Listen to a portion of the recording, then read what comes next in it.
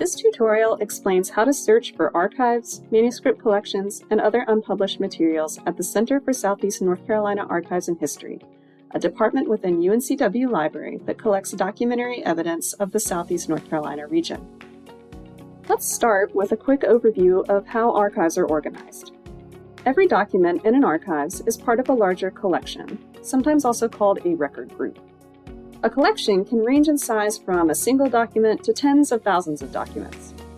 Collections are organized around the creator of the materials, usually an individual, a family, an organization, or an administrative unit.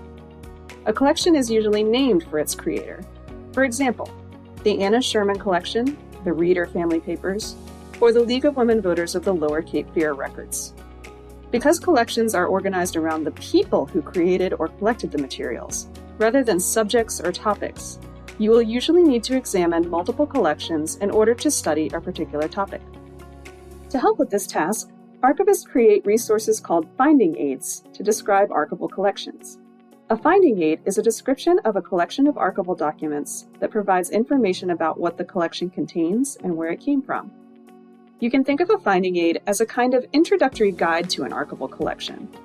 A finding aid usually includes basic information about the collection's creator and its contents, including the size and date span of the collection, as well as a detailed list of the collection's contents by folder or by box. To begin your search, start from the Center's website.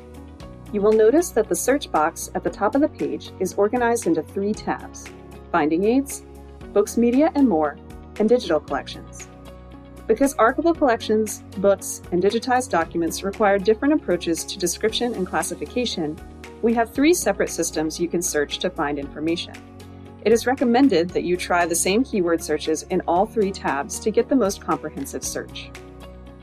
With the Finding Aids tab highlighted, you will be able to search for unpublished documents in the Center's manuscript collections and record groups. Let's say you were interested in locating archival materials related to civil rights activist Ben Chavis. Searching his name in the Finding Aids search box will bring up a couple pages of search results. You might see several different kinds of records included in the list of results. Records for full collections of material, identified with a red collection label. Records for individual series, files, or items within larger collections. And records for names of people, families, or organizations. Most search results will provide you with some basic context to help you determine what you're looking at. For instance, individual archival files or documents may have titles that are confusing when removed from the context of the full collection. The search results list will show you what collection this item comes from, and will usually also tell you which box or folder it's housed in, and a summary of its contents. Search results will also usually display the context in which your keyword search appears in the finding aid, highlighted in yellow. Click on the title of any result in the list to view more information about it. If you click on the name of a person, family, organization, or a subject heading, you will be taken to a more refined list of collections that have been described using that term.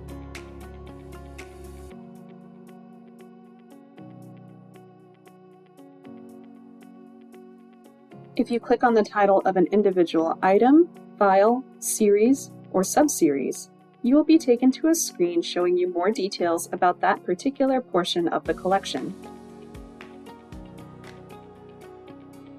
Archival collections are arranged and described hierarchically. A larger collection of documents might be intellectually organized into smaller groupings called series or subseries, which are then further organized into files, and files usually contain one or more individual items. You can use the breadcrumbs at the top of the screen to track back through this organization system to see where the object you're looking at appears in the collection. You can also do this by scrolling through the collection organization column on the left side of the screen. Regardless of what part of the collection you start out looking at, it's always a good idea to take a look at the topmost level of a finding aid, because you will find a lot of good contextual information about specific documents and their creators there. First, at the top of the screen, take note of the collection's title and identifier, a number usually starting with the prefix SCMS or UARG. You will need these 2 pieces of information to request the collection if you decide to visit the reading room. You can use the blue buttons underneath the title to change how you're viewing the finding aid. Click Collection Organization to see a full inventory of the collection's contents in one big running list. Or click the Container Inventory button to see a list of all the files in each individual box. If portions of the collection have been digitized, you may also see a button that says View Digital Material. We'll talk more about digitized material a bit later. By default, the finding aid is split into two parts. The main part of the screen, on the right, contains detailed notes describing the collection. In this section, you will see a summary of the collection's contents, the date span of the materials contained within the collection, and the name of the person or organization who created the collection, along with a brief biographical or historical note providing more information about that entity. You will also see information that may affect how the collection can be accessed and used. For instance, if there are any access restrictions on the materials or any specialized copyright instructions. You can view the extent statement to determine how big the collection is, usually expressed as a number of boxes or containers. You can also scroll further down the page to see how the center acquired the collection and the various subjects and names associated with it.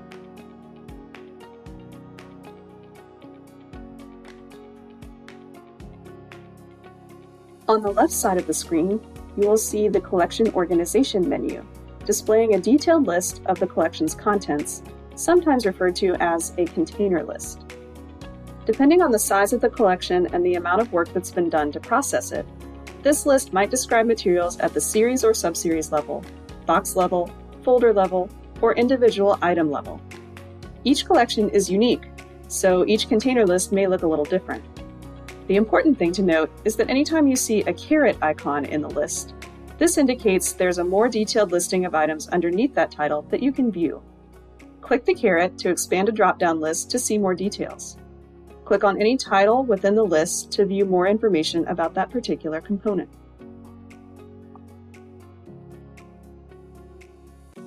You can also use the Search Collection box at the top of this column to search the container list for a specific keyword. This will return a list of all the materials in an individual collection that have been described with that keyword.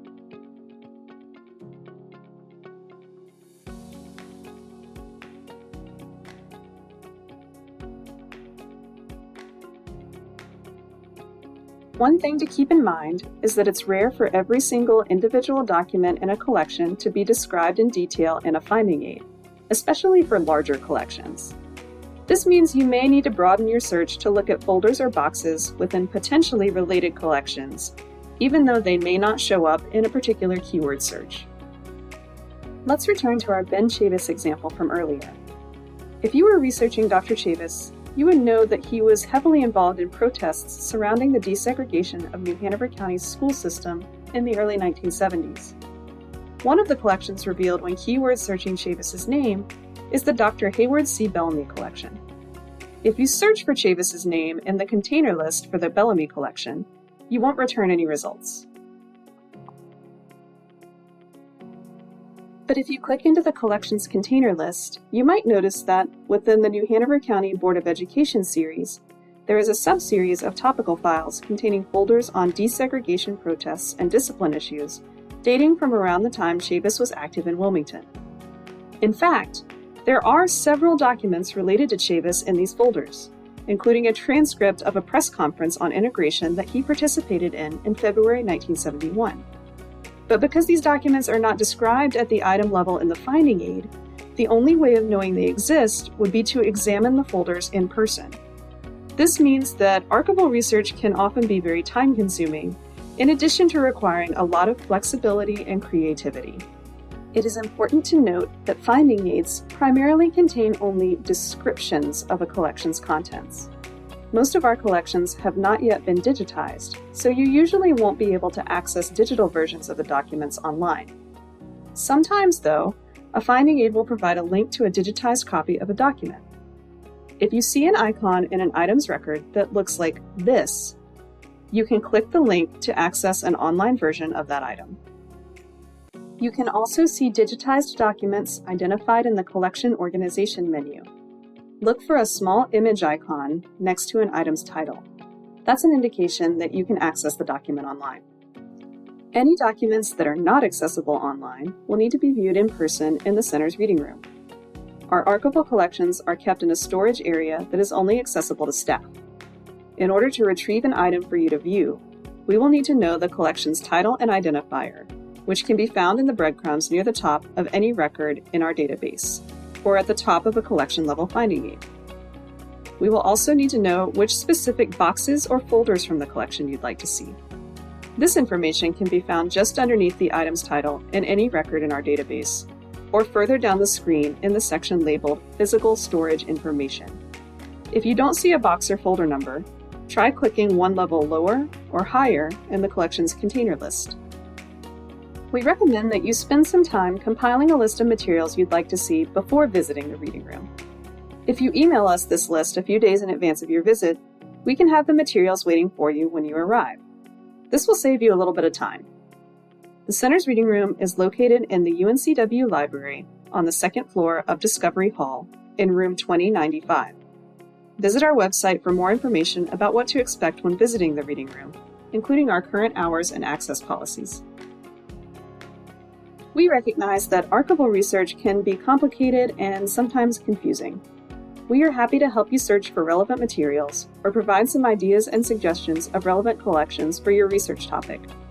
Please don't hesitate to reach out to us via phone or email if you'd like more help.